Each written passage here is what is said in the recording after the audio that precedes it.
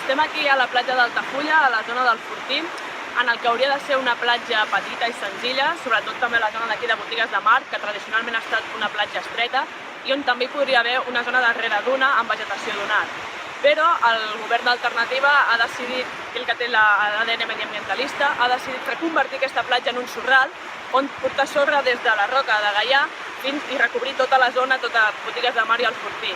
amb l'excusa que això permetrà a l'estiu tenir sorra i que no se l'emporti tota la llevantada. Però, inclús a falta de llevantades, aquesta sorra, per la dinàmica natural que tenim a la platja, se'n va des d'aquí al lloc d'on ve, a la zona de la Roca de Gaià. Tot això pagat no amb recursos de l'Ajuntament, però sí amb diners públics que ve del Ministeri, per tant, és un malgastament de diners públics, creiem, que podrien ser molt ben aprofitats fent un estudi